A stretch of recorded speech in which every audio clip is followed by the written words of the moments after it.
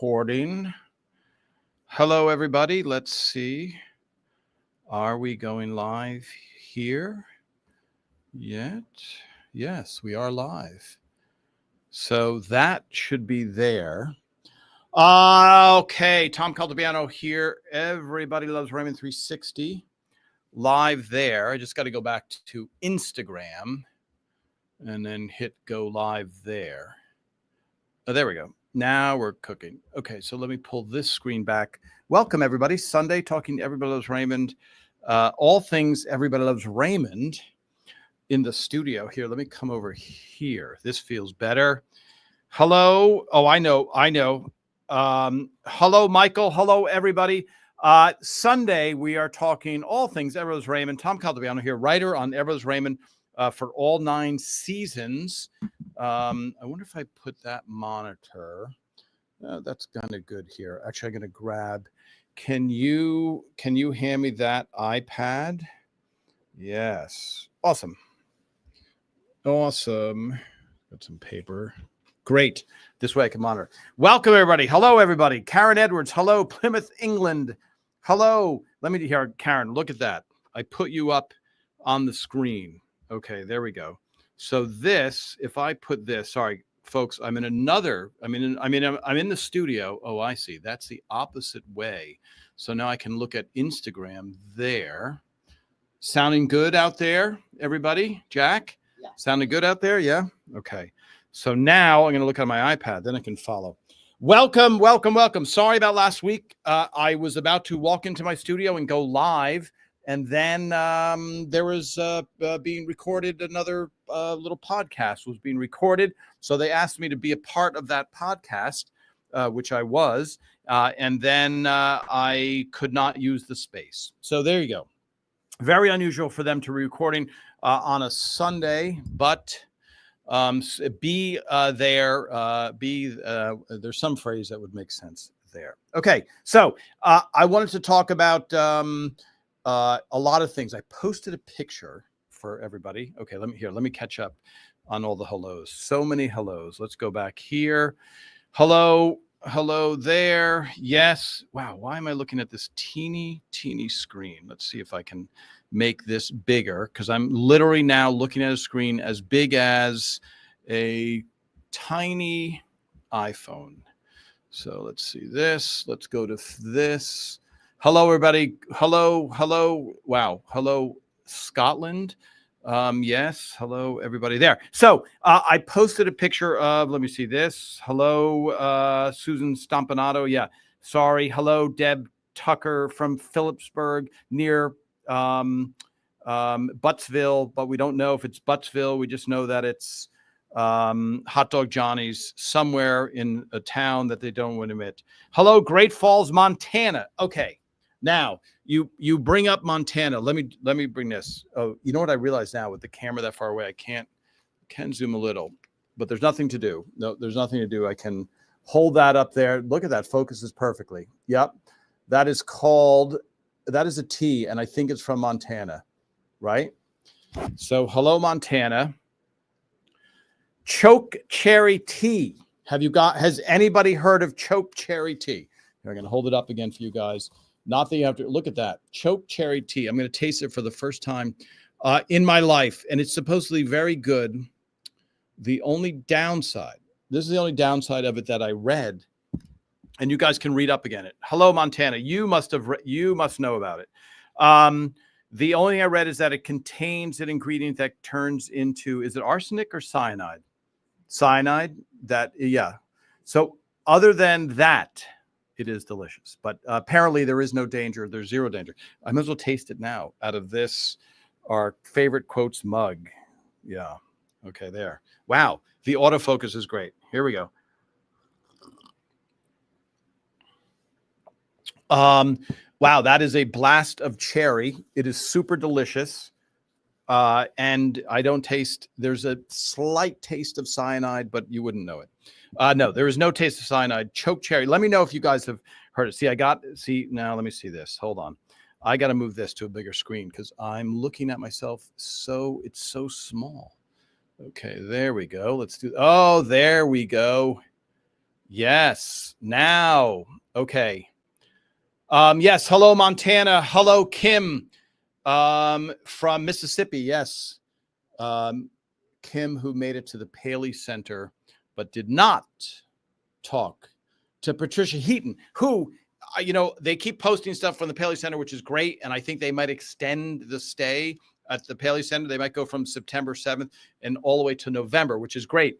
But in the photo, in the photo of us with Kim, I'm in the middle because it's all ELR 360 Live people. So, of course, they're gathered around. I had to say, everybody gather around. And then I didn't even realize it at the time, but Patricia Heaton is on the edge of the frame, which, she is the star of the show. She should have been in the center, but what are you going to do?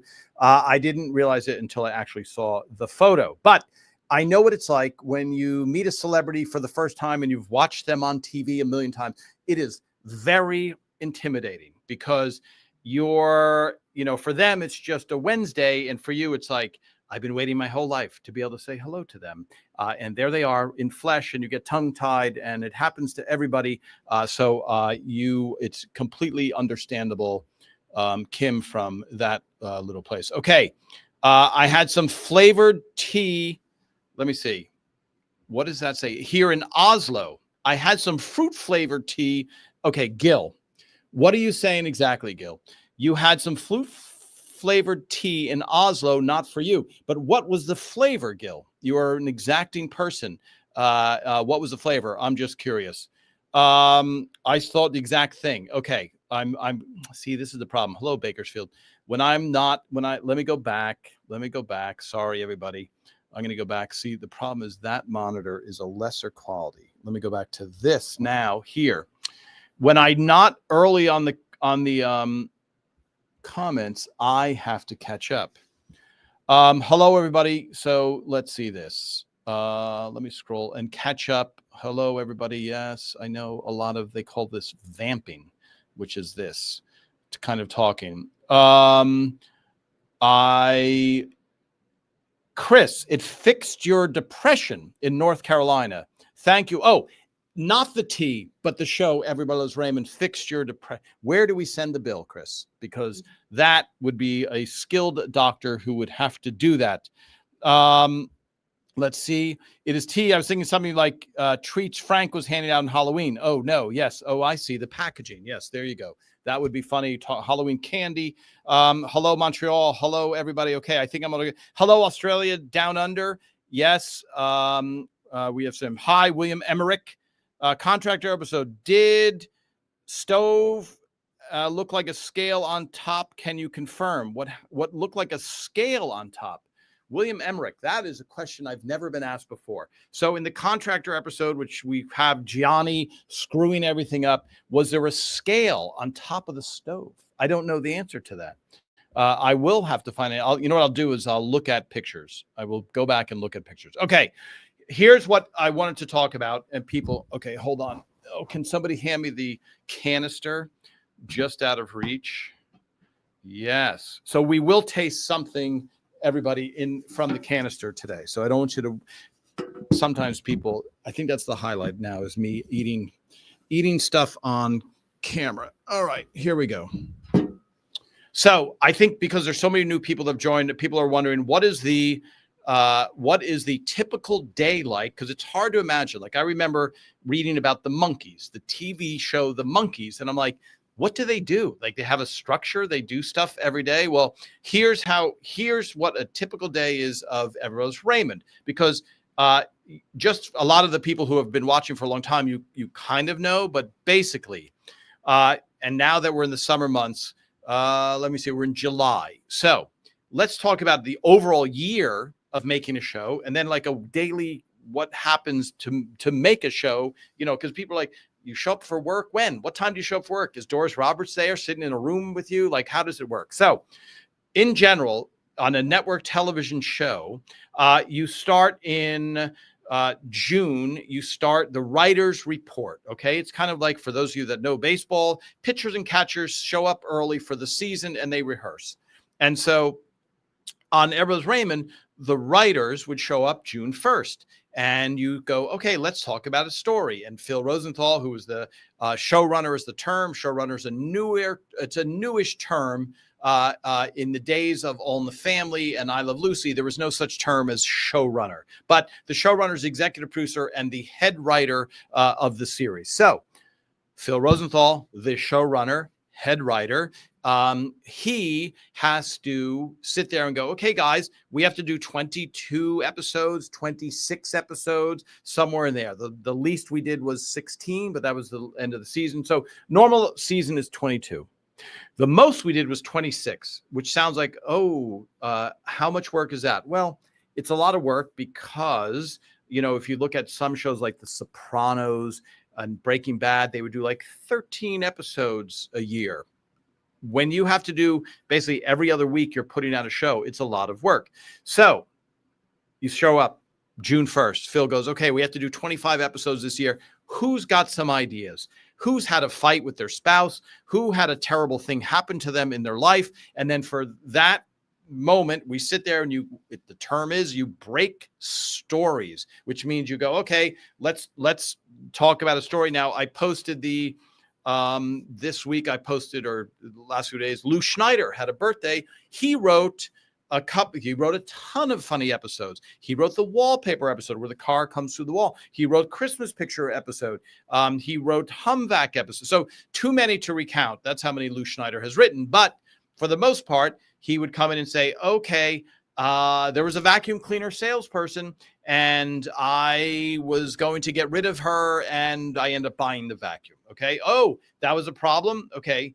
That becomes an episode. Okay. What is now Phil Rosenthal goes, okay, how do we make it deeper? And, with the writers as well. But, Phil's always like, let's go deeper in the story. What is the emotional connection on the story? So it kind of, as a joke, we would say it writes itself because it's really hard work to write a script and to make everything work. So, and everything tie together. And for you, the audience, to be emotionally involved. So the Humvac is perfect because it becomes a battle between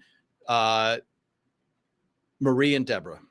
And it heightens that type of fight, which we know. So it lends itself perfectly to that. Hold on. I'm going to take some choke cherry tea from talking too much. Hold on. That was a lot. Okay. I drank a lot. So now it's June 1st. What are fights that they've had? What are problems they've had? And everyone comes up with an idea, and then you go, okay, Phil will say, hey, Lou Schneider, you had a fight over a Christmas picture, or you had a fight over where to spend the holidays. Let's figure out what that story is. Okay. So for the first 2 months, you're sitting there, what's known as breaking the stories, and you have to come up with a 2-page outline. So just to finish that example of the Christmas picture, since I just posted pictures of it on Instagram, there becomes a breakdown of every scene. What happens in the A scene, the B scene, the C, what starts the fight, what continues the fight, what solves the fight, etc. And so now everybody in the room will be talking about it. And then Lou Schneider will have to go off and write a 2-page outline of everything that happens in this episode. So you don't sit down, here's a script. You don't sit down and go, let me sit and write a 20, well, they're 40 pages. I'm going to sit down and write a script, because that would be a complete waste of time, because you have to go through this story and figure out what works, what scenes would naturally follow. Now, I know when you're watching an episode, you're like, oh my God, this seems so natural and it makes sense what they're doing.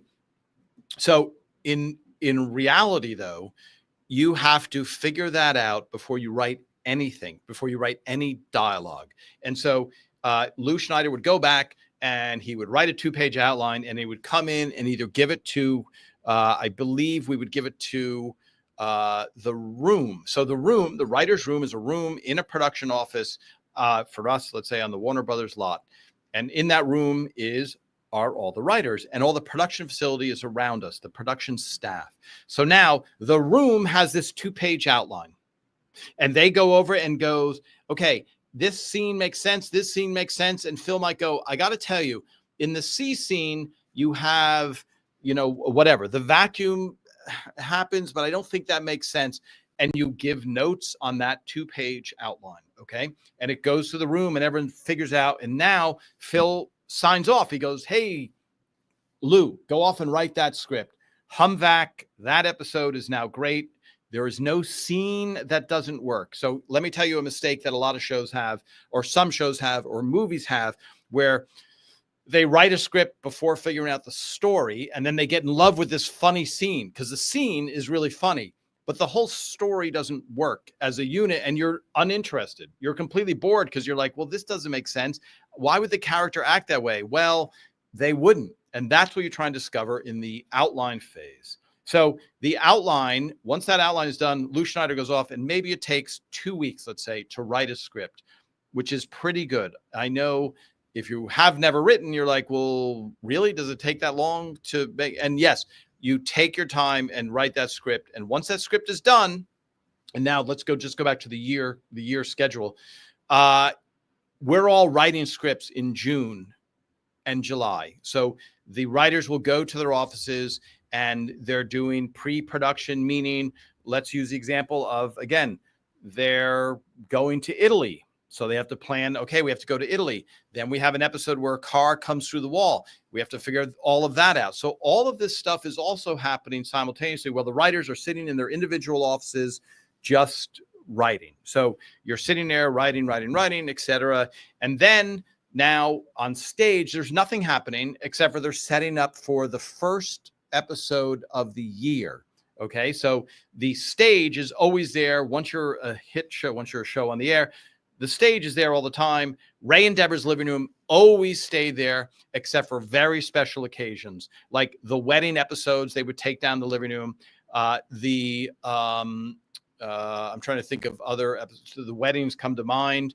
And what else was there that we would take the living room down? But for the most part, Ray and Deborah's living room, 99% of the time, if you walked onto stage 5 of the Warner Brothers Studios in Burbank, California, you would see the Ray and Deborah's living room. Those were the only sets that always stayed up. They didn't take them down at the end of every show. The other sets are called swing sets. Those are sets that can go up and down. Frank and Marie's kitchen, Ray and Deborah's bedroom, all that stuff would just disappear and then come back in. And it was a miracle what the people did on the set. Okay, let me catch up on some questions. So where I left us was off writing scripts in the thing. Okay, here we go. Let me go back up, because the worst thing is when I start falling behind on the thing. I think next time I'm going to put the monitor over here, I think. Okay. Hi, Deb, Tucker, Frank. The humid day here, Phillipsburg, New Jersey. Yeah. Buttsville. I'm not accusing you of being from Buttsville. It's a funnier sounding name, and you're not from there. I just want to make sure that's that. Okay. Now catching up. Here you go. Hi, Australia. Yes. It was a light.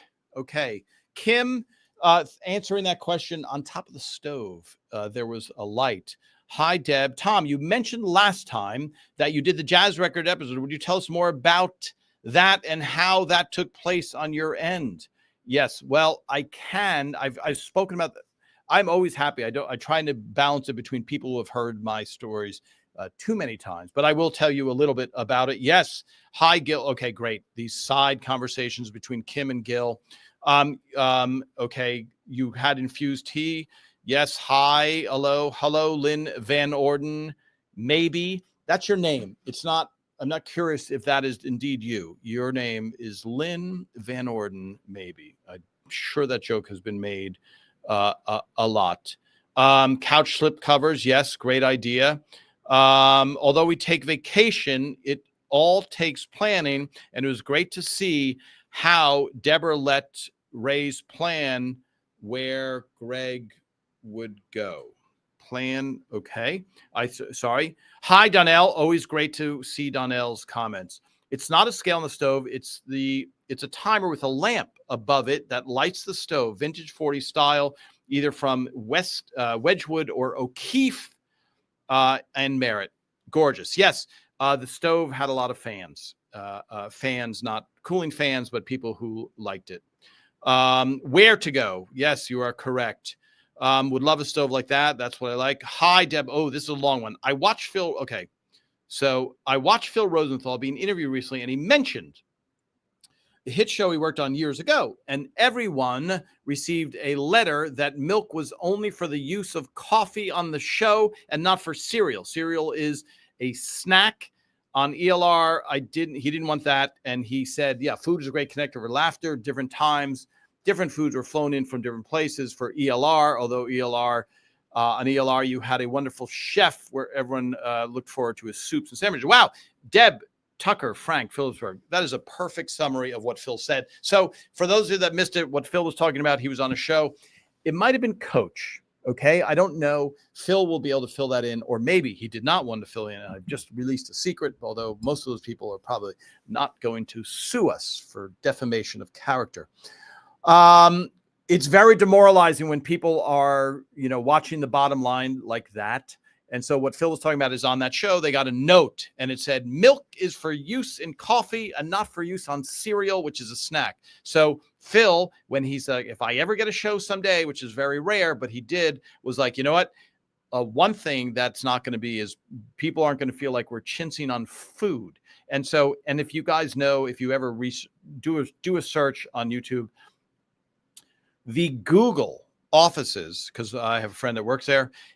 The Google offices, it's free lunch. It's like the opposite of many corporate structures, which is, you get charged for everything. We're going to frisk you, make sure you didn't walk out with any paper clips.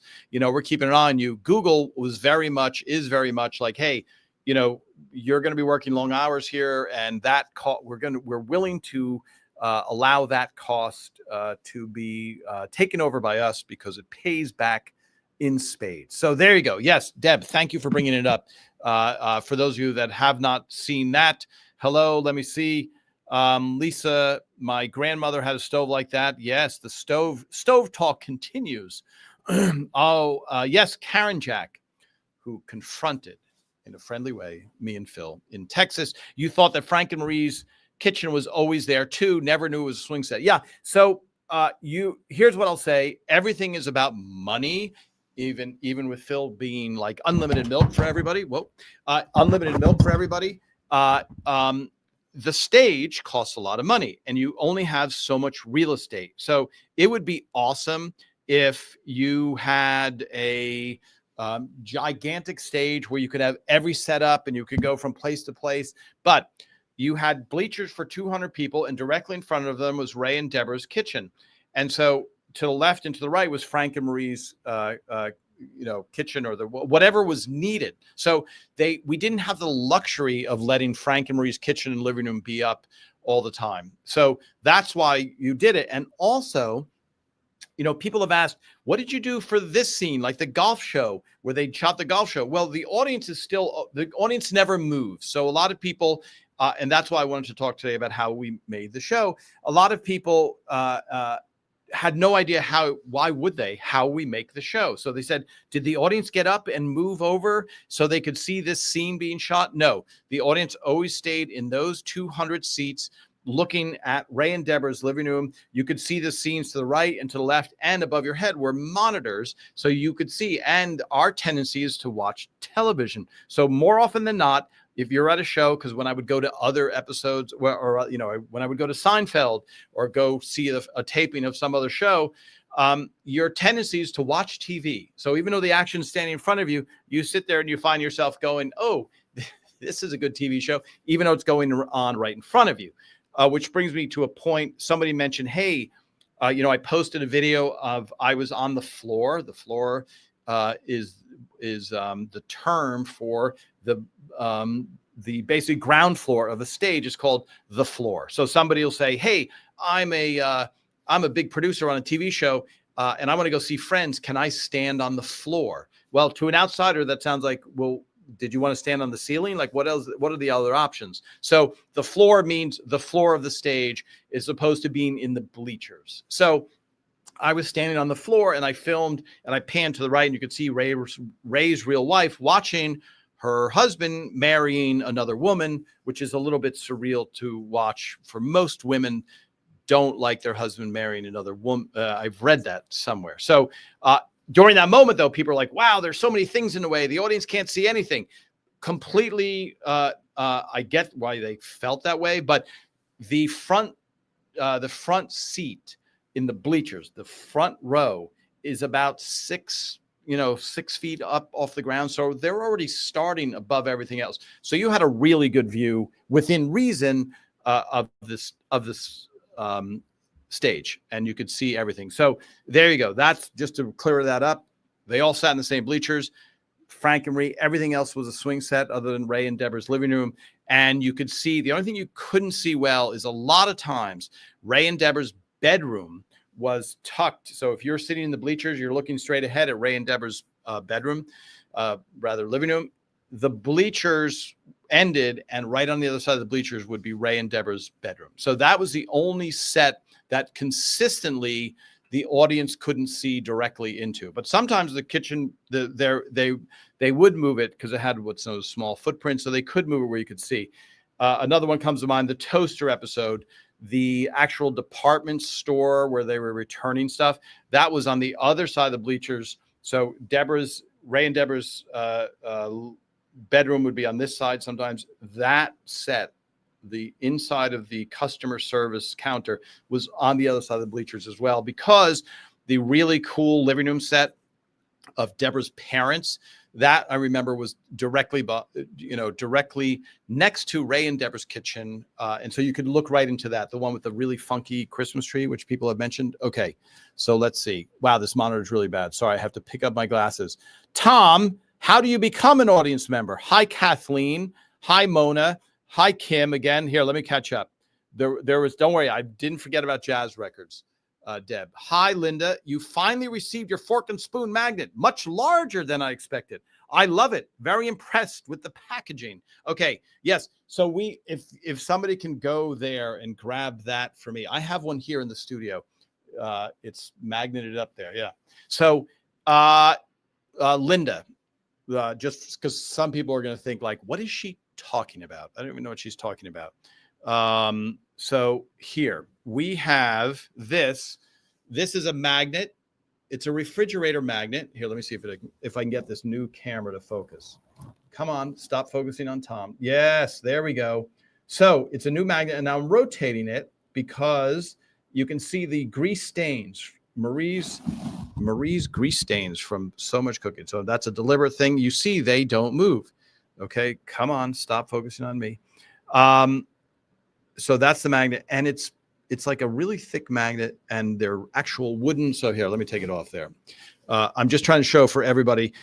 We sell that. It took us 2 years to make it. A prototype sat in my refrigerator for a year of me snacking and eating and snacking and eating, just in the search, in interest of research to make sure that it wouldn't fall off. So there you go, Linda. And every once in a while, it's weird because we get confirmation when stuff gets shipped. There you go. And also Tucker Cawley sent me a close-up. Tucker Cawley, who wrote the Baggage episode, which featured the big fork and spoon, he has the original wallpaper and fork and spoon, which you can see here. That wallpaper is the exact replica of that. So there you go on our ELR shop. So Linda, I'm glad you finally got it. I don't know, every once in a while something happens. We had a bunch of orders for Israel, and I went to send them, and they said, oh, there's a war there, so the post office will not be delivering for a while. So other than that, other than war, or I guess snow, sleet, I don't know, what do they deliver through? Pretty much everything. Okay, let me see. I'm not reading these. I understand totally why there can never be a reboot. How about just let the characters read lines, and we can see what a read-through looked like for a TV special on here. Hi, Deborah. So funny you bring that up, because Peter Boyle died of something called multiple myeloma. His wife started up a charity every year, and during COVID there was a table read of the characters coming back and reading those things. You can look that up on YouTube, and you can see yours truly at the end doing a Q&A with questions from you guys, the audience. If there's a TV reunion show, we were talking about doing that, having the characters, because in that one that you can see online on YouTube, Brad Garrett and Alex Meneses, Robert and Stefania were reading, and you're watching Phil and Ray watching this, and Patty, you're getting the table read experience. And Ray was laughing so hard at Brad Garrett. It was a joy to watch, because when you did a table read, and that goes back, we got to go back to the work week, you didn't necessarily always see that. Okay, let me try and catch up before I lose my place. Okay, sorry, I got it. What a terrible monitor. This is it's really hard to read. Hello, yes, Frank and Marie's Hot Dog Johnny's is in Buttsville, but the mailing address is Belvedere. Okay, Deb, Tucker, Frank. Now, okay, I'm just going to call you Deb. Buttsville, there is no funnier name than Buttsville. So we're going to say that it is in Buttsville. Hot Dog Johnny's, if you ever get a chance to go out there. How are the rain scenes managed? Where does the water go? Paula. Excellent. Let me bring that up, Paula. Okay. So now we're a little bit all over the map in the interest of trying to talk about a day or the week, etc. So in a rain scene, for example, Peggy's sleepover, there's a trough, there's pipes and everything. So the rain can come down, and there's a trough, and it's a waterproof, literally set, and all of the water is reclaimed. So it runs off, gets reclaimed, and then goes up and circulates. So they don't pump millions of gallons and they're like, what do we do with this? They recirculate the water, and it comes down, and it's a miracle to see. I will post one of those pictures that I took where you see the split screen of Peggy going to answer the door, and Raymond with his jacket over, trying not to get soaked. Okay. Now, does a 2-page outline include act breaks? Yes. So excellent, Bob. Aloha in Hawaii. You've brought us back. Let's go back. I see a lot of things. Okay, Bob, we're going to go back and answer. We're going to go answer question, but we're going to go back to the work week, etc. The 2-page outline. Yes. Everything. It doesn't say commercial break here, but it'll say here. It'll say this. I'll tell you, here's exactly what makes up a TV show, especially at Everybody Loves Raymond. You have something called a teaser, and then a commercial happens. Then you have the first scene, and then you have however many scenes until an act break. And the act break moment is the moment when the most lean forward moment where you go, oh no, what's going to happen now to our person, to our main character, or whatever the main drive of the story is. That's a big commercial break, your act break. We only had 2 acts, it's called.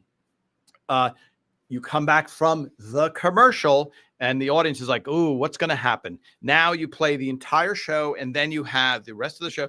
Then you have another short commercial break, and the tag, if there is one. Teaser is the opening short sequence. Tag is the closing short sequence. Sometimes there was no tag. Sometimes it was just the end, and then it went right into the credits. But yes, so it doesn't say on the actual outline, it doesn't say commercial break, but it says teaser, this, scene 1, scene 2. Now, there was an episode called Golf for It, and that was really only 2 scenes. It was a little bit of a teaser, then inside the car, commercial break, back inside the car, and then commercial break, and then tag where they come back to the house. So on an episode like Seinfeld, they might have 40 scenes. It happens here, then here, then here. So Raymond had much less. But yes, great. So now, Bob, the 2-page, and everyone else, the 2-page outline is done. You write your script. You give it to Phil Rosenthal. He looks at it. He gives notes.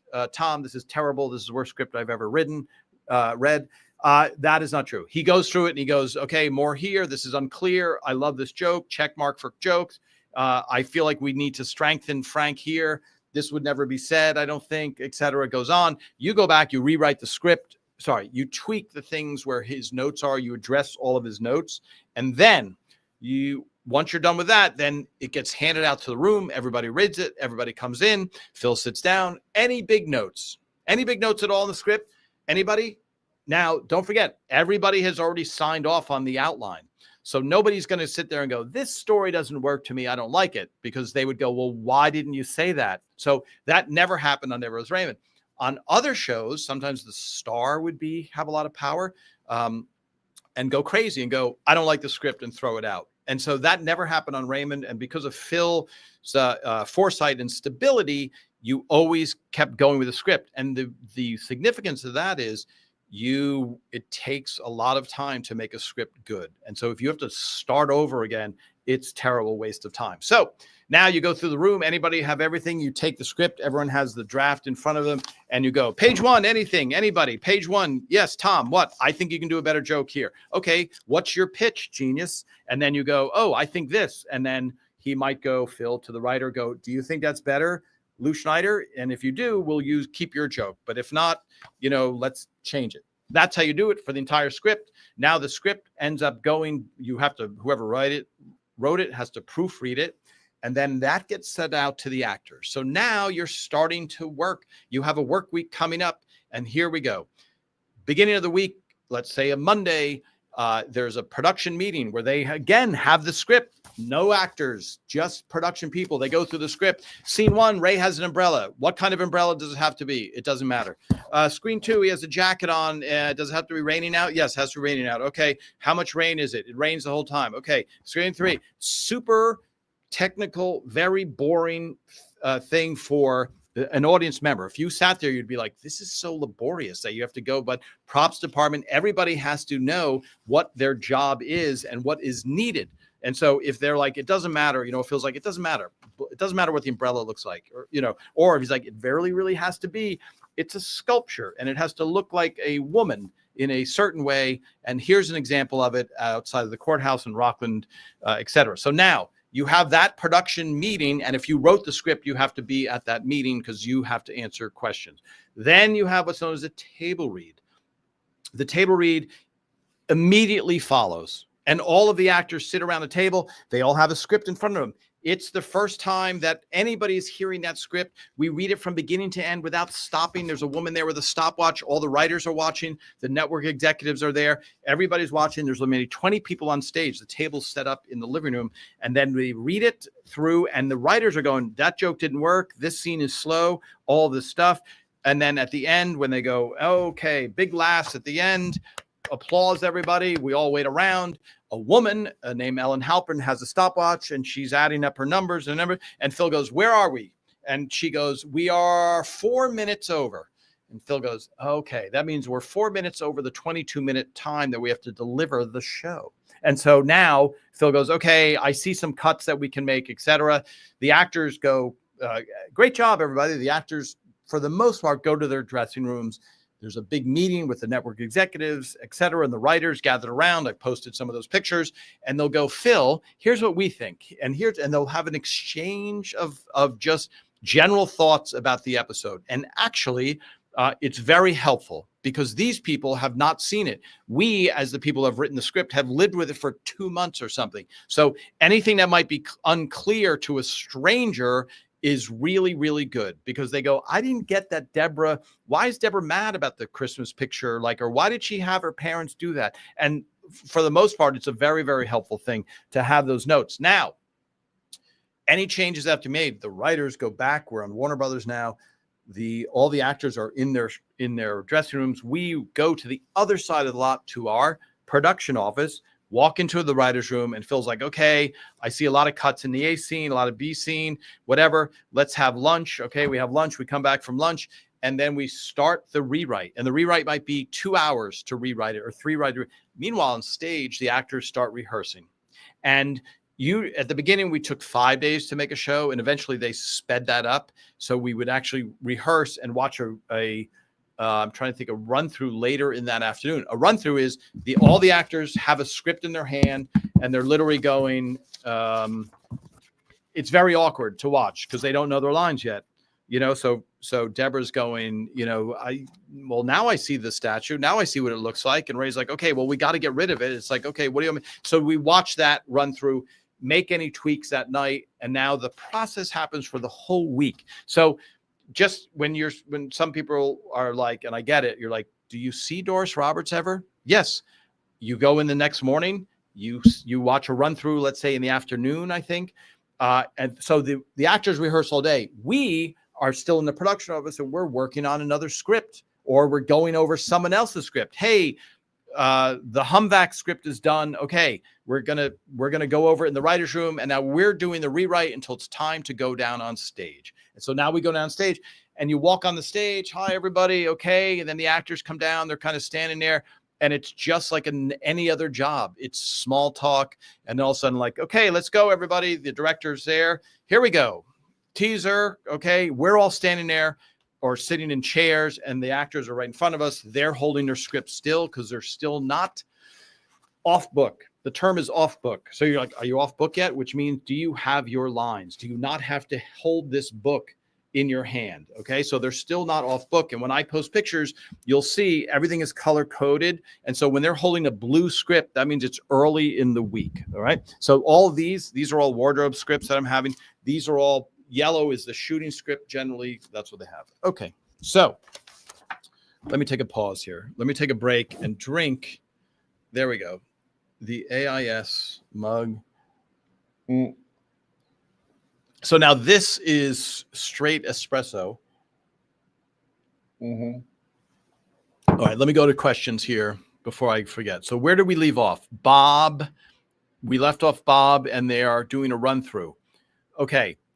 How are the rain scenes? Yes. Where does the water go? Good, Bob. Okay. Now back to Mona. Here we go. In Tasteless Frank, the photo on top of the fridge, there's a slow cooker. I'm surprised Marie used the slow cooker. Now, Mona, you think she would be too snobby to use a slow cooker? I don't know. I know what you're saying, but I don't know. That's a very interesting question. Would an Italian grandmother be opposed to having a slow cooker in her house? You know, it was so in vogue for a while. See, I don't see that. Like, if there were jars of ragu on the refrigerator, then I think there would be it would be problematic, although we know we've learned that in a couple of the scenes. Excellent question. Let's put it to the audience. Would it be insulting to have a slow cooker? I don't know. Because I guess you're thinking about simmering stuff, you know. Okay, Kim, we saw that. I know what you mean, but as we know that Marie cheated from time to time with her spaghetti sauce. Yes, thank you, Kim Brazier. You beat me to or I said the same thing. Tom, how do you become an audience member? Oh yeah, let me go back to that, and Jazz Records. There was a company called Audiences Unlimited. I don't think they're in business anymore because COVID really took live shows went away for a while. They're back, but not really. I don't think there's any multi-cam. Maybe there's one or two multi-camera sitcoms, which is what Everybody Loves Raymond is, with a live studio audience. So it was various ways you could get to go see a show. Shows that weren't popular, it was no problem. There were people from, let's say, Audiences Unlimited at Universal Studios, and you would see them at the amusement park. They go, do you want to see a live taping of a show? Do you want to see a live taping of a show? Now, Friends, it would be like, hey, do you want to see a live taping of Friends in 3 years? Because that's the next available, seat. So that's how you do it. They were free. They would hand out. They would give you the time. You'd have to report to Warner Brothers. You go through a metal detector. They file you in. You sit there, etc. So that's how you become an audience member. Now, Ellen, for example, she gave out gifts. That was a really, really hard ticket to get to see. So certain shows are easier than others, but but that is how you do it. There was a definite process. Okay. Let's see, Linda. Yes. Would it work if I sent a thumb drive with my ELR? Yes, sure. Yes, absolutely. Yes, you can mail that. Absolutely. A puzzle, right? That's what you're trying to get. Tom, how did you get to thinking about supporting early childhood education? I worked in early childhood as an administrative assistant in my school district for 9 years, 22 years in the beginning for a reading consultant, and my last 2 years at high school. Now there is a left turn that everybody's going to go, what is she talking about? So Deb, yes, for everybody, this is such a left turn because we're still on the day 2. Okay. So the short of it is, I have forever entertained kids, and Ray Romano also, who's like a big kid, with Muppet type characters. And so I do a PBS series now called Hello, Hi, How Are You? And during COVID, I was able to, using Zoom, reach out to schools around the world. So that's kind of how it became this kind of casual thing, which I naturally was just good at it. And then COVID hit, and I had a guy who I became friends with when I did another show, who worked at Google. And he said, I think you can reach a bigger audience than just entertaining Ray and his kids and your friends. So that's kind of how it evolved. And so it naturally lent itself to education. And especially when COVID hit, I reached out to a friend of mine who was and still is a kindergarten teacher now for 26 years or something. And I said, hey, I know COVID is here and you can't, you have to Zoom with kids. Let me join on and I will help entertain the kids. And then that grew bigger and bigger. And we just did a PBS series. You can look it up on pbs.org. Hello, Hi, How Are You? And you will see it. So there you go. That's the short of it. And I bet you someone will be able to find that my main character, I'm not even going to name him, Ray is putting into his mouth on an episode of Everybody Loves Raymond. And if you look even closer, on the refrigerator for almost an entire season are drawings of my character that I completely forgot. And so if you look on Ray and Deborah's refrigerator, you will see a bunch of drawings. So there you go. So let me catch up. Hi, Karen. My favorite. Yes, let me do that line from the Jazz Records. I want to set it up like the kid on the box, that happy brotherless boy. Yeah. So Jazz Records was based on a real life story that happened to me where my father accused me of ruining his jazz records, and I had no recollection of it. And I was transferring home movies with my father and my Uncle Joe because you had no audio back then. You had 8mm, 16mm, but there was no audio. So I had them narrating the video. So I played the film, and I was videotaping the screen, and they were narrating what the film was about. So I'm like, because eventually people I hear are no longer around eventually. And so I'm like, okay, let me do that. And then a quick thing of the childhood home where I was in East Orange, New Jersey, before Saddlebrook. And so my father said, there's the jazz records that you ruined. And still to this day, just so people know, if they've seen the jazz records, they're like, well, what did you do? I have no recollection of ever touching the records. I think he was just alluding to maybe my sister and I colored on some cover or something, but we didn't sit there and smash all his records or put them next to a heater, etc. So that favorite line of yours, Karen, that was sorry, in the storyline, I don't want to, because I've talked about it a lot, but basically it was based on a real life story where my father accused me of that. And Phil said, I have a brother who I hate with a passion, and maybe we can bring that into the story. I'm half kidding, but if you watch Somebody Feed Phil, you can see that he and his brother Richard, who produces the show, have a friendly rivalry.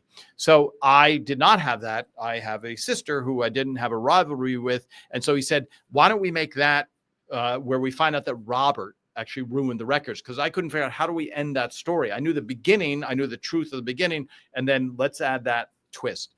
And so that thing about that Karen just said, the Hot Wheels with that, the beautiful picture with that happy brotherless boy, is a very, very funny line. So yeah, there you go. Great. I'm glad that you like that. Exactly. Hi, Beth. I watched one of the readings of YouTube during COVID. Still funny. Yes. And let me just say this also. I'm not tongue-tied. Sometimes I post a video and people are like, boy, I really wish this had great sound and it was a great production of this table read. Well, this was all just, this isn't me patting myself on the back. It's just me as a writer on the show setting up a recorder and recording the table read. It wasn't a professional, like, let's record the table read and we have 6 microphones and we have 2 camera cutters. It's Tom with his own little, back then 8mm video recorder set up on a stage far away. So I don't know if there's any really good quality table read recordings. I have a bunch of tapes I have to digitize, and I may have some in there. But I know for some people it's frustrating because they're like, I wish this was better. Yes, that would have been great. But much like when I took the photos, which I wasn't really supposed to take photos, but I did. And thank goodness for that. Okay. Catching up on comments. Yes. Hi, Lynn. The episode Deb and Robert go dancing. Did you swing? Okay. Did this. So just for the verbiage, Lynn, this is not, I'm not making fun of you. Did you swing sets for that? And who were the dancers in the club? So, hi, Lynn. Yes. So, swing set is just a term for meaning a set that goes up and down, basically.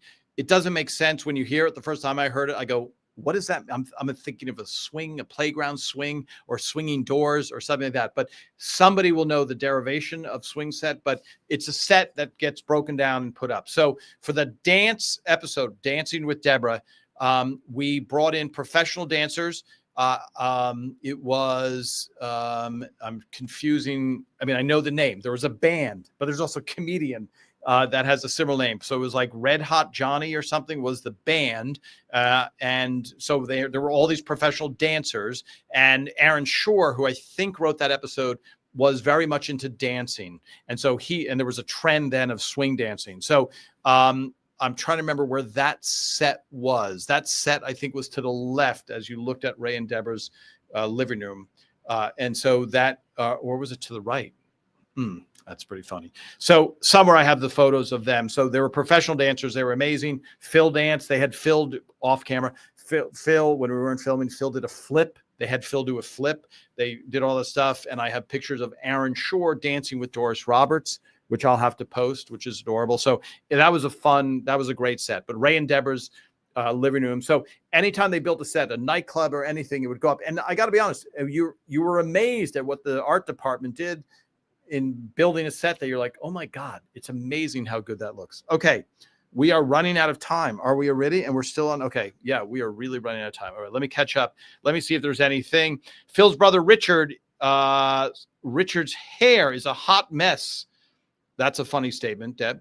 I will tell him you said that. I'm going back to the classroom this fall, beginning of 2 weeks. I'll be teaching pre-K4. I would love a Zoom meeting with you and Mr. Clown in the classroom. Yes, we can arrange that, Kim.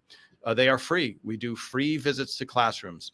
And it's a lot of fun. The biggest problem we have is the teachers wanting us to come back all the time, which is a compliment. So, and we just became the official ambassador of a school in the Philippines where we visit in Quezon City. Okay. Yes, absolutely. Check out. What does that mean? Yes, Kim. Yes, I don't. Okay, let me go back. I'm going backwards. You wouldn't think you need espresso, Tom? Yes, I do, because I'm always short on sleep. No, my Italian grandma would use a slow cooker. Okay. Paula, your Italian grandma. Yeah, I don't know a negative connotation for a slow cooker. Let me see. Okay, Lynn. Yes. So Lynn Van Orden, you are, here, let me go back, Lynn. You're talking about you have known Buttsville since 1968. When did Hot Dog Johnny's start? Probably 1940, after the war, I'm guessing, something like that. So Lynn is from that part of the northern New Jersey where we're talking about everybody. If you're in Mississippi and you go, I don't know what you're talking about. In northern New Jersey, which is really rural, there's a hot dog place called Hot Dog Johnny's in Buttsville. Okay, so there you go. Here we go. Eliminate scene script if you're over in time. Hi, Eileen. Yes. You wouldn't eliminate scenes necessarily. Hi, Ellen. You're trying to watch from your pool. Okay. Are you trying to make us feel bad as we sit in this hot studio? Yes, Lynn, I'm sure many jokes. Okay.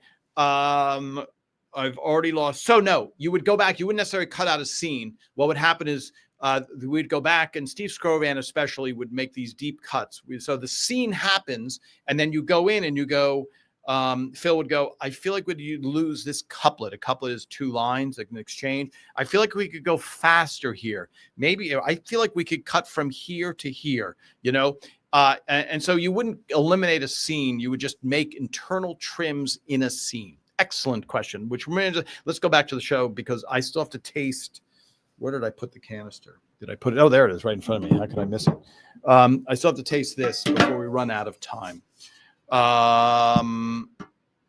So day 3. So basically, going back to the days, it's a series of rehearsals, watching, tweaking, etc. On the last day, on shoot day, because the same thing happens every day. Rehearse, tweak, rehearse, tweak, rehearse, tweak. And it's a lesson for everybody when you think, oh, I'm done. And I saw Spielberg saying it, Steven Spielberg, he's a director, saying this, like, if you think your script is done, it's never done because you're constantly, the energy changes of what you're trying to do. And you see, oh, I thought of something, let's do this, etc. So throughout the week, you are tweaking the script. You're not throwing the script out. You're just going, maybe this line, maybe this line. And then even for those of you that, and we'll get to it, would go, those of you who had the luxury of seeing us live, seeing a filming, you would see the writers gathered all of a sudden and try and think of a new line because a line didn't get as big a laugh as we thought. So show day, you come in, it's going to be a long day. Rehearsal, you come down, cameras all in place. We watch a full rehearsal with cameras. And it is a very laborious process because now it's not just Phil watching performance. Now it's Phil watching a quad split. Quad split is 4 screens and the camera angles and going, okay, I think we have to hold on Frank. That camera has to stay on Frank much longer. Why are we in a 2-shot? All of these discussions happen. So it's a very long, laborious, detailed run through. Then, after every scene, Phil would give notes and the writers, anybody have notes. Then you would go to lunch, big lunch. Everybody, sometimes you would go into the commissary that you've seen in movies, but more often than not, you would go to a sound stage and there would be tables set up and everyone go, or you would go, there was never, for the most part, everybody was on their own. So there, meaning always going to the same place, but there was not like a big community table where you're all sitting. You'd be sitting, the cameraman usually sat together and the writers would sit together. And sometimes, Patty would grab something and go to her dressing room. So it was never like a big room where people, sometimes a big room, but it was never like Phil would give a speech or something. That never happened. You generally kind of ate, lounged around, or for lack of a better thing, relaxed a little. And then around 4:00, the audience would load in and they would watch the episode from the week before. So they're the first ones in America to watch an episode. And it would be great because it's the only time we could watch an episode and get the feedback, the live feedback from an audience. It was the only time ever. So it was great to see that. And so then Ray would come out. Mark Sweet, would warm up the audience. Mark Sweet would be the audience warm-up guy. Okay, welcome everybody. Let me introduce Ray Romano. Ray comes out, holds the microphone. Hi, everybody. Thanks. We have a great show for us this week. He would make some joke, introduce Phil Rosenthal. Let me introduce the cast. Here's Patricia Heaton, Doris Roberts. They would walk out very quickly. Sometimes they would say, thanks, everybody. But for the most part, they would just wave and go because we wanted to get the show started. The people have already been there for almost an hour. So now, okay, here we go. First scene's up, everybody. Put us on a bell. You hear a bell go off. Air conditioning stops. Everything stops. Settle, please. Hold the work. Now, and action. First scene. We watch it. Okay. Cut. Now Phil goes in. Quick notes. They film it again. Always film twice in case the film got scratched. That was the whole evening. Go through that. Sometimes it would take 2.5 hours, 3 hours, seldom 4 hours. On other shows like Friends, they would film for 7 hours. But Everybody Loves Raymond was really well run, etc. Now, curtain call. Okay, Mark Sweet goes, here, everybody, here's a curtain call. First of all, and he would introduce in reverse order. Last one would be Ray, come out. Sometimes he'd have one of his kids. Then wave to the audience, and then the audience would go out. And in the beginning, we would all go out to a bar and sit and hang and drink and talk, etc., because we didn't know if the show was going to come back the next day. And then eventually that kind of went away after like 2 or 3 years where it's like, okay, the show's going to be on the air now. Not in a bad way, but, Patricia Heaton had, 11 kids or whatever she had, and Ray had kids and, people. So eventually there was, it would just be Peter Boyle going out with us. and hanging out. And then towards the end, we would start hanging out again. The next morning at 9 a.m., we start a new show. We're okay. Nice show, everybody, last night. Here comes the table read. So that process went on, and then it went on for the entire year. You would shoot for 3 weeks, take 1 week off. The writers would not, the actors would, and then we would wrap in the spring. But instead of going on vacation, Phil would say, okay, all of my writer friends, I know you want to relax. Here's what we're going to do. We're going to say goodbye at the end of the season, 2 months off, nothing to do. But Phil would go, you're coming into work the next day, and we're going to sit there and we're going to break 10 new stories for the following season. And you guys are going to write your stories over your break. And so we'd go, Phil, you're a terrible person and we don't like you. But what it did is it allowed us to show up now, June 1st. We'd show up with 10 finished scripts to go over. So unlike other shows like Friends, Friends is as big a hit as you can get, but they would sometimes work till 4 a.m, 5 a.m, 3 a.m, overnight trying to write a script. We never did it on Raymond because Phil was like, in order to write about life, you have to have a life. And so we would reluctantly write a script over the spring break and then come in. And so we would be so far ahead of most shows. We start with 10 finished episodes, gives us time to have a life during the season. So there you go. That is running through what our life was like. And just to go back, did people socialize? Yes, but people had their own lives. So everybody got along. There's all these rumors that Patty and Peter Boyle were politically imposed, so they were enemies. Zero truth to that at all. I think more I would see, Patty and Doris getting more into, heated debates, but there was never anything. And the political environment, as a side note, was much different back then. You could be, sorry, folks that aren't in America, but you could be like, well, I'm a Democrat and I'm a Republican. Okay, where do you want to drink? But now it's become this weird thing. So even the base thing of people getting along was kind of normal to be like, okay, well, we're different politically, but that doesn't mean you're a terrible person. Speaking of terrible people, the person that stole the canister, let's see what we have in here. Okay, this is, okay, I think this might be, here we go, folks. The canister, let me see. Okay, that is, what country is that? Can people look that up for me? It's wow. I didn't know I was going to segue because that name is similar to someone's name that has caused some controversy.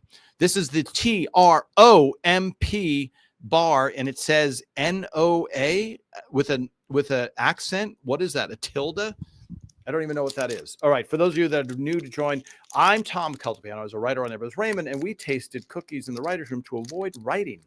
We had an argument about Hydrox versus Oreos, and I'm keeping that tradition alive, rating them on 1 to 10. It looks like a chocolate bar. Wow, that's great autofocus.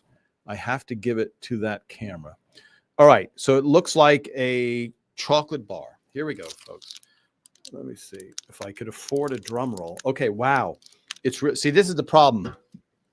Hold on, I have to bite it because it's just disintegrating. Hold on, let me move the canister this way a little bit. Here we go. Hold on. Mm-hmm. Oh my God. Someone has to look this up because, all right, folks, I could be wrong, but chocolate, hang on to your chairs, everybody. Chocolate with black licorice on the inside. Is that possible? All right, let me scroll down. Let's see what research we have. Is that it? Let me see. Here, let me have this. Let me see. This would not be. Nice Trump bar is well known. And the Noah, sorry. NO, whatever that is a well-known treat often described as an improvement for those who might not typically enjoy black licorice due to the chocolate and coconut additions. Wow. That feels like I was not hold on, I need some. Speaking of choke cherry, hold on. That is hysterical. For those of you that don't like trout, we've covered it with chocolate and added some delicious mint. It is not a flavor that I was expecting. I feel like oh my God, hold on. So this is, hold on. Mm-hmm. I'm going to show you the inside. Boy, is that going to be able to focus there? Hold on. That's the inside. Good. Wow. Black licorice, chocolate, and coconut. Okay, folks, for $500, 3 flavors that should not be combined. Black licorice, chocolate, and coconut. You are correct. All right, let's see.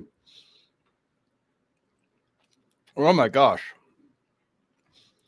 Okay, yes. Okay, Lisa.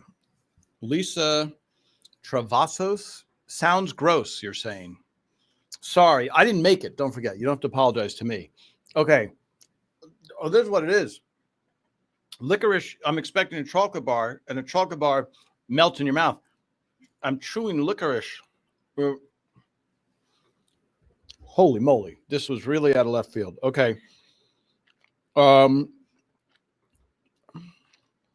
Hi, Amanda Pippin de Rossier. Is that right? Sounds gross. Glad you're live. ELRs watch daily in this house. Yes. I may not be live for much longer because the combination. Now, hold on. Let me be fair because somebody went out. Let me see. Yes, I don't laugh often. Comedians don't.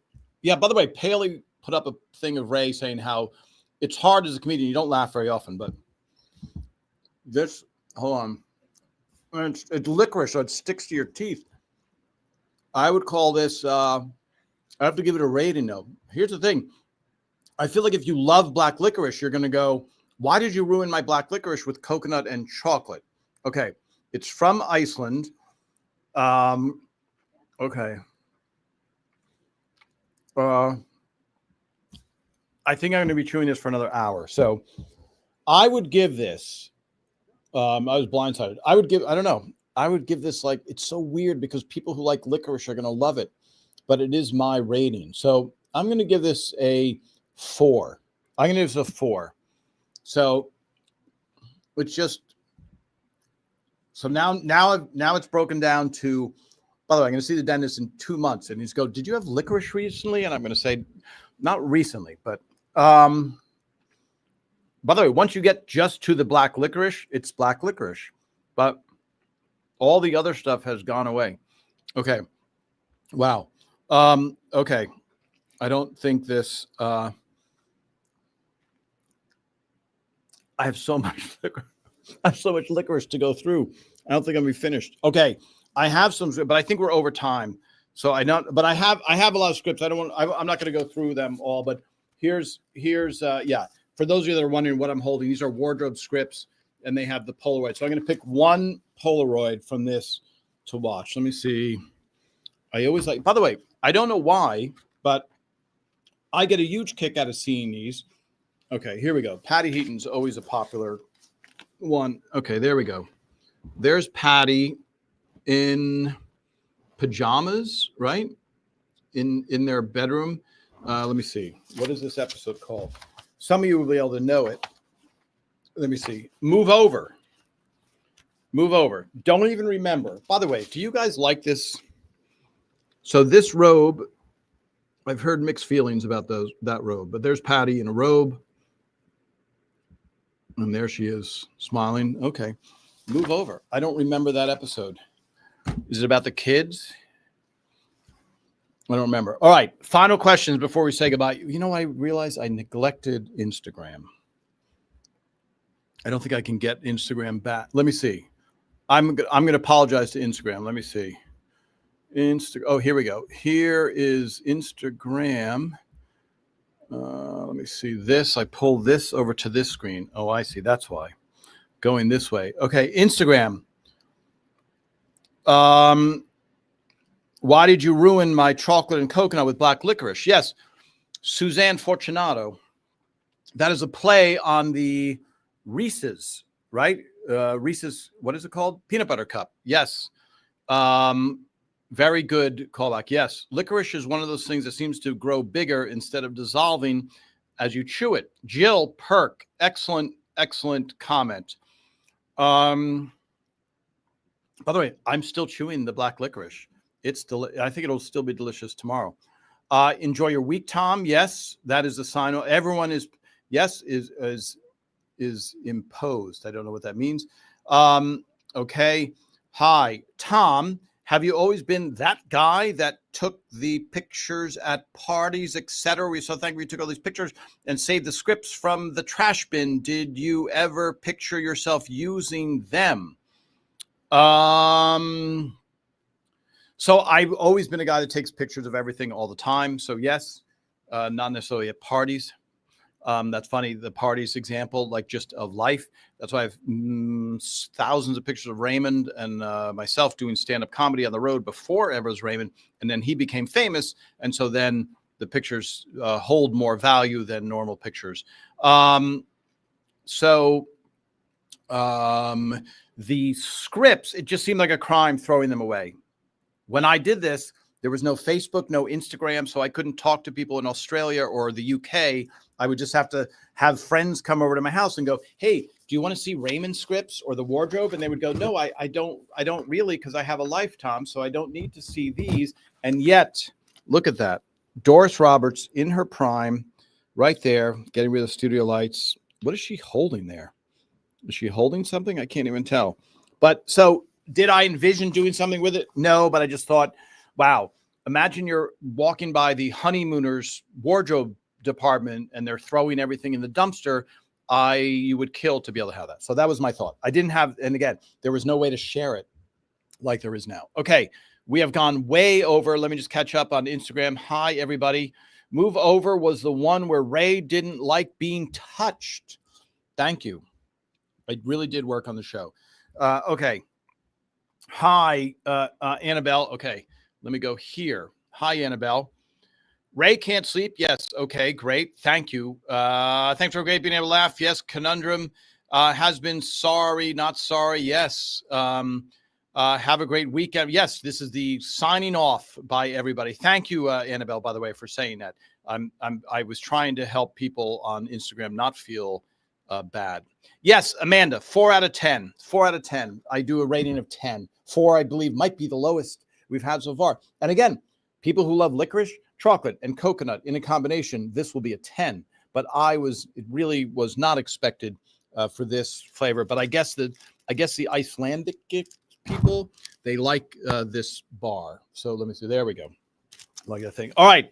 See you next week, everybody. And don't forget, when you post a question or something, I try and get around to it. Or if you send a message, I get so many messages on so many different platforms that I often miss it or they're brought to my attention. So if you send it a couple times, just like when we're here live, I don't necessarily see it. If you post it 3 times, it doesn't make me angry. I just finally catch it, etc. So, but if you do post questions, and I really, really love when you guys jump in and answer a question that you know the answer to, because you guys have become experts. Okay. See you guys all next week. Thank you.